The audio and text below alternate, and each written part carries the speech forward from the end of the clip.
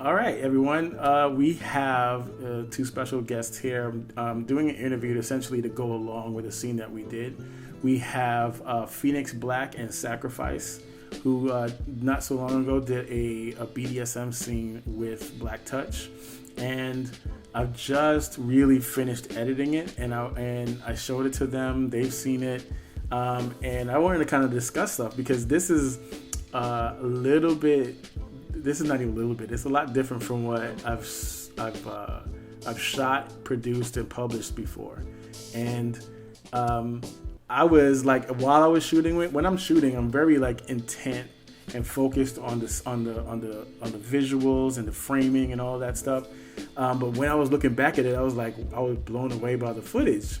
And now that I've composed all of it, I've shown it to them, I realized it's very different from what I've been used to putting out. And so I just wanted to have a conversation about the scene and get to know a little bit about both Phoenix Black and Sacrifice. So can you guys, introduce yourselves and let us know a little bit about you? Go ahead first. Well, I am Sacrifice. I'm 37 years old. I identify as a slave, as a masochist, and blooming puppy. That's pretty much the gist of me. I do enjoy various aspects of pain, various aspects of play, and appreciate the opportunity to be able to work with you on this. Thank you. I am Phoenix Black. I've been in the lifestyle coming up on 9 years. I identify as a daddy, as a sadist. I'm a BDSM educator. I am a dungeon monitor at my local dungeon and enjoy all really aspects of the lifestyle. I'd like to know, in regards to the content you've seen that is shot, and particularly content with black people in it, in the BDSM lifestyle, what would you say this rates for you in regards to that? If you can compare scenes that you've seen done by other black people. It's pretty intense, I think, even compared to some other scenes that I've seen. On a scale of 1 to 10, I would probably put it at a 8. Okay. And so you guys, you're not just doing this for the video. You're not doing this just for BlkTouch. This is a part of your lifestyle. This is a part of your life. Am I correct? Absolutely. Okay. A significant part of our lives. So all of the the whips, the paddles, all those things, that's all you, right? Like I didn't have that a box of stuff for you to use.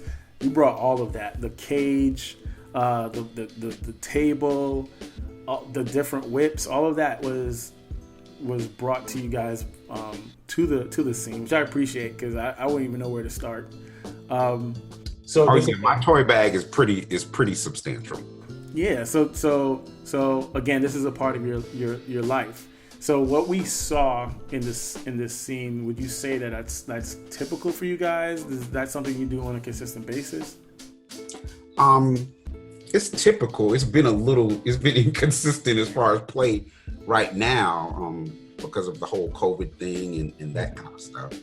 And so it's been the frequency of play has been inconsistent, but as far as the content, the quality of the play, that's probably about average. The scene. First off, why did you guys decide to do one? Well, I've admired your work for a while from a distance, and then we met at a show and a show that I was doing, and you were there as well. So it just seemed to make sense, and it was also one of those things where I felt like I want people to know that BDSM and kink is not just some white folk shit. Right. That there is a fairly large Black and POC community within the kink and leather lifestyle.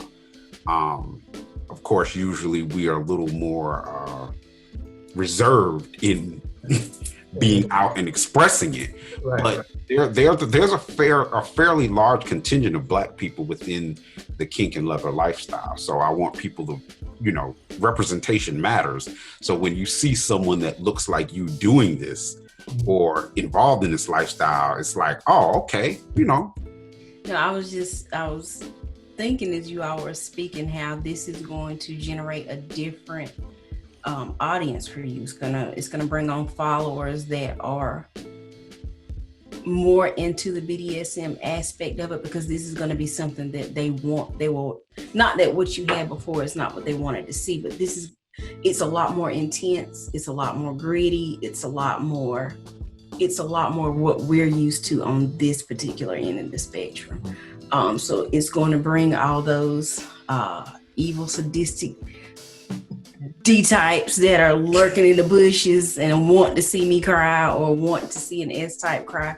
Is going to bring them out, because it has that raw aspect to it. And for those that are on my side of the slash, it's going to be something that's a little bit more relatable, because we do endure a lot of that.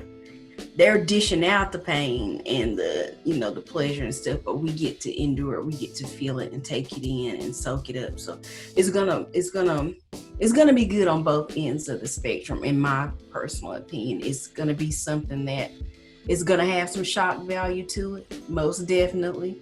But at the same token, it's for those, and I don't want to use the word, I guess using it for a lack of a better word right now, some of those are a little bit into more, I guess I'll say the extreme side of the BDSM world, is going to make them feel right at home. And so I think it's going to bring that out. I appreciate it. I can't wait to see. We're about to find out in less than a week. And I know that and I think that what you wrote as far as the scene was so relatable because of how you wrote the her interacting with the husband, because a lot of the journey into the lifestyle is really more about finding authenticity.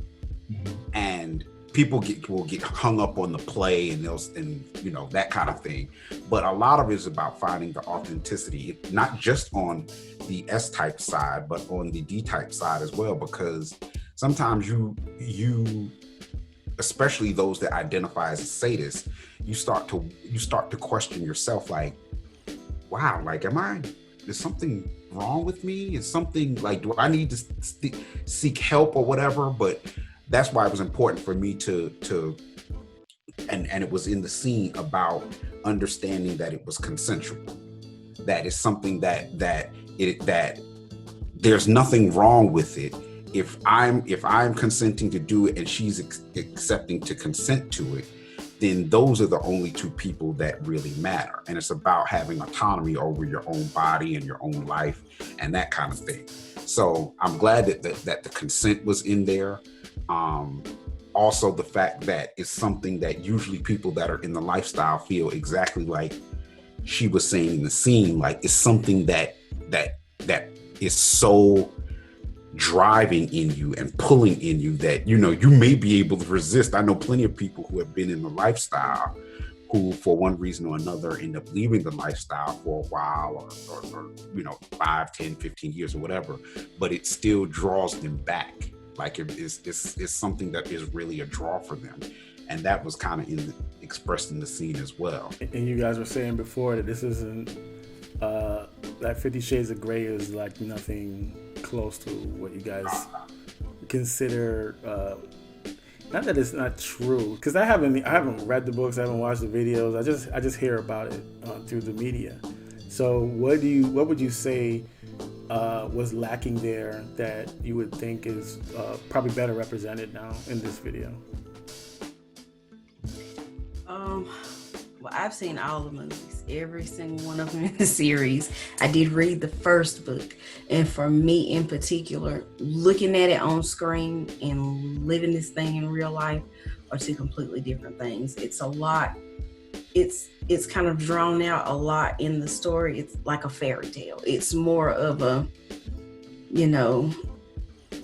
a little bit more of a twisted version of Cinderella, but it's still a fairy tale. But that's why I was saying the way that you shot it, the way that you allowed us to be able to just come in and do what he does, and for me to receive what I was supposed to receive, it was really raw. It was gritty. It was intense. It was the way it is in real life. It's about two people connecting with each other. Him having something that I need, I have something that he needs. And once we come together and able to fulfill those needs, the impact that can, it's explosive, honestly. That's the best word I can use right now. But it's not a fairy tale. It's two real people in a real situation doing real life things. It's not anything that's made up. It's not anything that was written for people's enjoyment. It was about two people connecting with each other. And even in the moment, I forgot you all were even in the room. The only person that mattered at that moment was him. What was going on between the two of us. A fire truck could have ran through the room for all. I would have never known it because I block out all those things. So.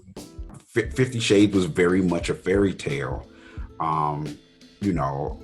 This rich billionaire with this eccentric sexual proclivities or whatever, but we have the same thing. We just put together the grocery list, and we have to see about things with my mother. Her mother just had surgery. All of this is real life. It's not a fairy tale. It's just about being authentic to who you are and finding someone that connects with that and enjoying and exploring that connection. Right. And if I may, even the scenes, I'm just sitting here thinking about the scenes from 50 Shades of Grey. They're not that laid out and they're not that pretty. It don't work like that. Sometimes you make ugly faces. Sometimes you have big old fat tears. Sometimes you ball it. It's not that pretty all the time. It's not choreographed. It's not. And as a D-type or top, you'll make mistakes. Right. You'll make mistakes, and you have to correct those mistakes. You have to do stuff like practice. Because people think like, oh, you just pick up the dragon tail and all. That's been, hundreds of hours of practice. What you saw in there.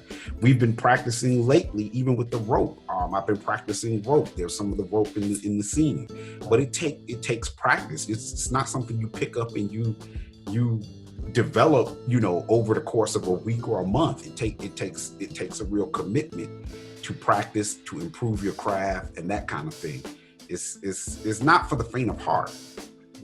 And it's not something that can be done on command. You've got to be in the right headspace. You've got to be focused in order to do that. Or you could really make mistakes and really hurt yourself or hurt your partner.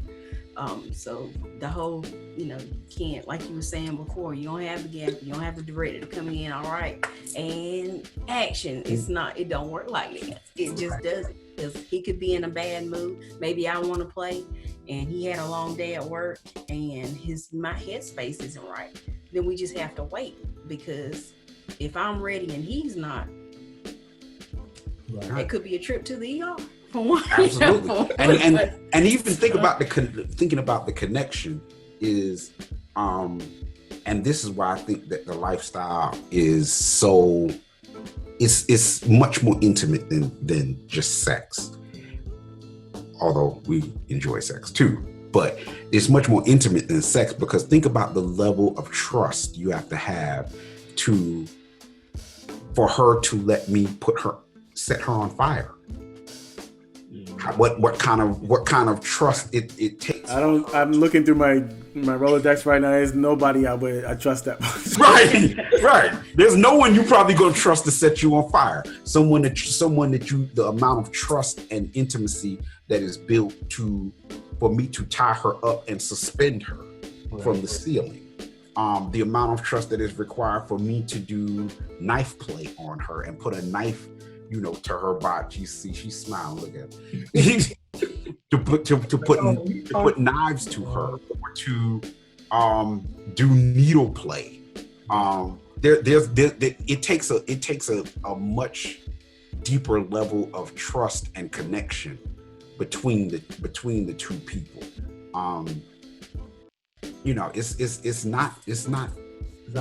It's so much more behind the actions and the movements and things like that. There's so much more behind that, and the connection that you need to have with a person, and the amount of trust you need to have, and skill level, and all of that kind of stuff. Those are the things that I think people don't really appreciate.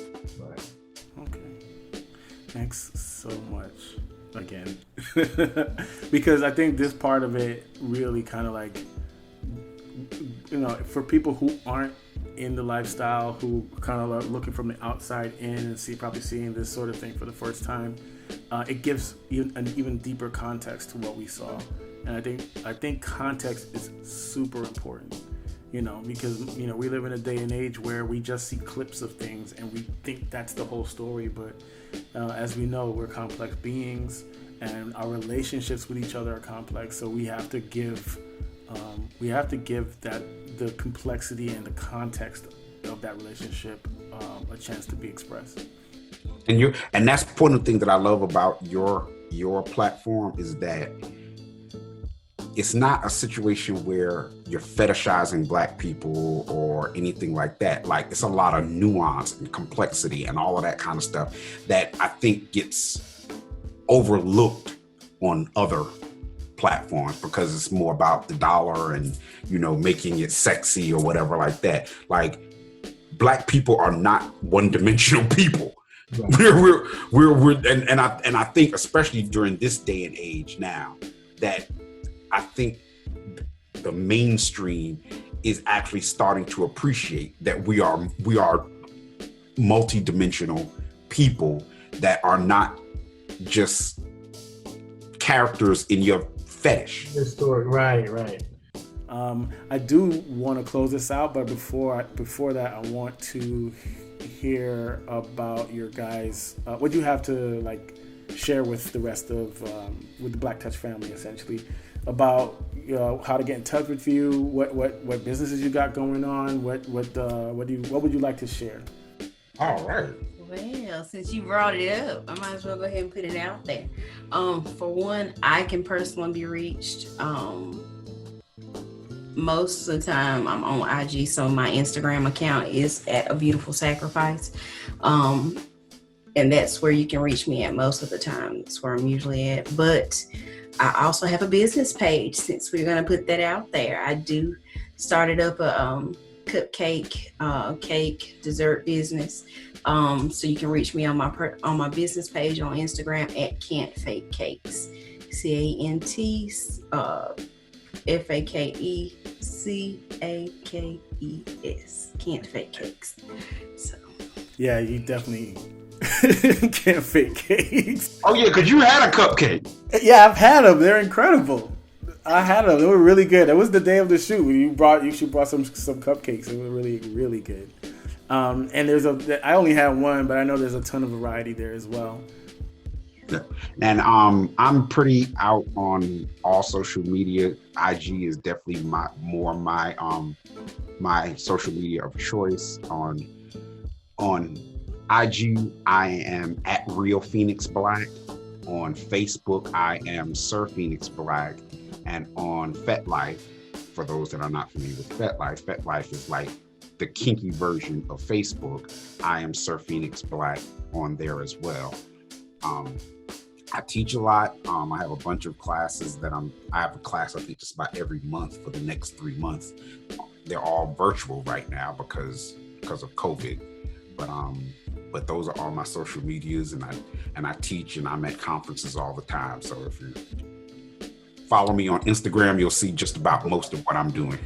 An example of a class that you teach?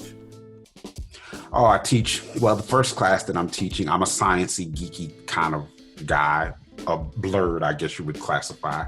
My first class that I'm teaching right now is the biochemistry and neurology of kink.